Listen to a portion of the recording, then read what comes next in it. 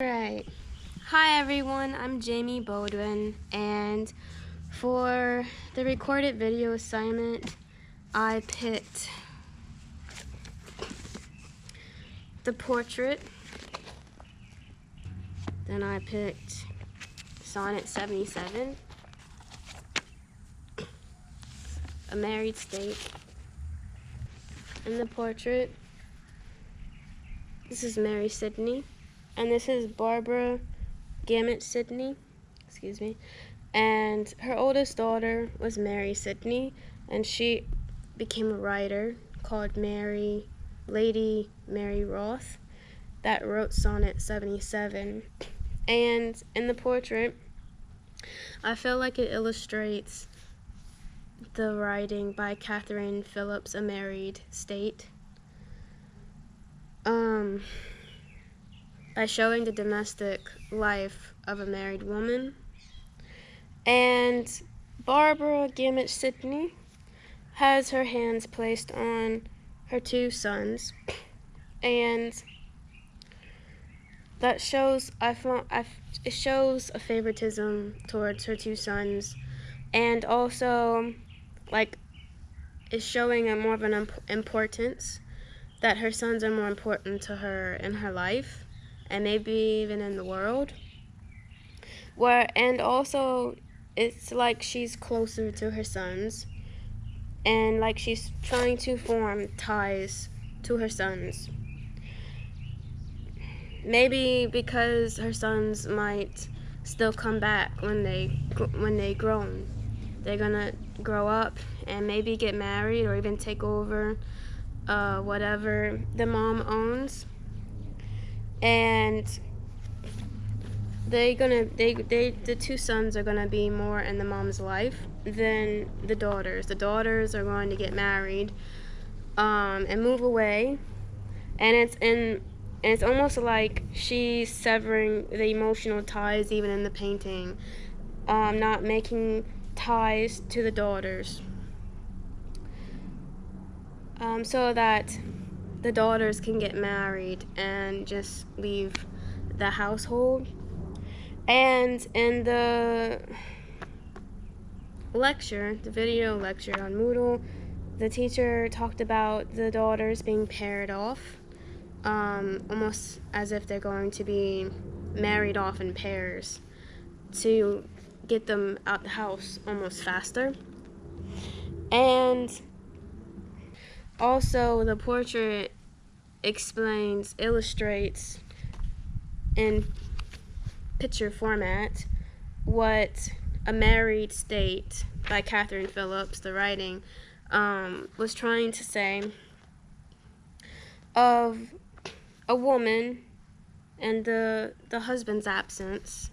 He's not around. She might not be able to do enough for him to make him happy. And then the children show the labor pains that Catherine Phillips talks about in her writing, and all the sorrows of being unhappy after being married, and maybe all the struggles and the crosses that Catherine Phillips talks about, like the crosses. Let me find it. She says, "Few worldly crosses to distract your prayers." A worldly cross could even be trying to take care of children, maybe not knowing if you'll be able to do everything you can for them so they can be successful in life. That could be why she paired them up too, because she's hoping so much for them to find their own life and be successful. Except for Mary Sidney, she became a writer called Lady Mary Roth, who wrote Sonnet 77 about love and choices and like what direction a young woman should take in life. But it is like an abstract kind of love. And the painting also shows the domestic quality of a woman's life and maybe not having too many choices.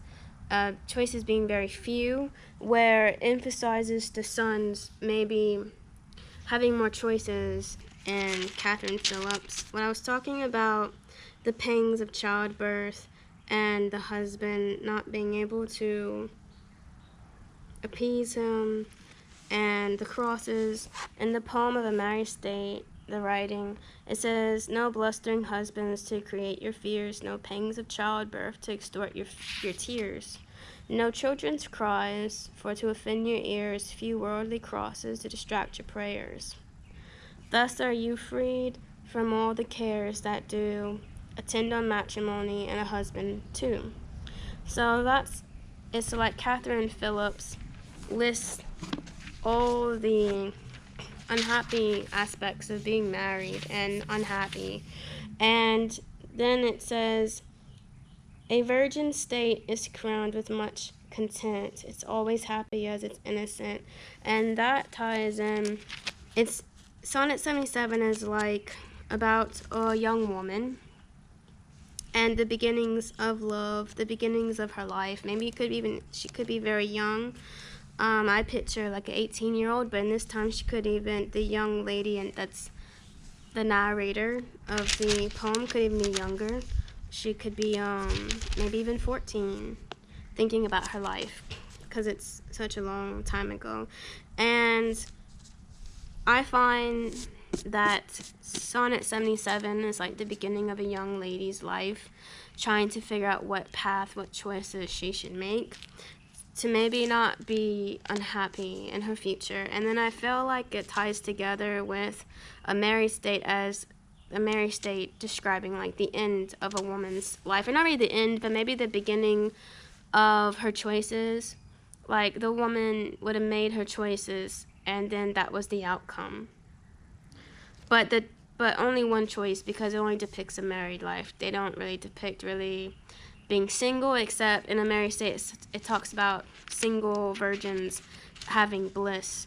So I guess in a way it kind of does talk about both choices, about being single or married. Her being in a labyrinth, and it says, if to the right hand there in love I burn, let me go forward therein danger is. If to the left suspension hinders bliss, let me turn back, shame cries I ought return.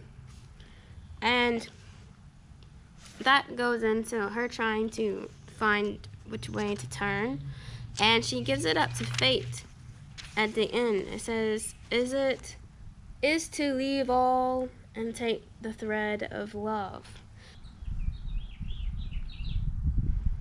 That's about it for what I found in these pieces for my recorded video assignment. So, bye!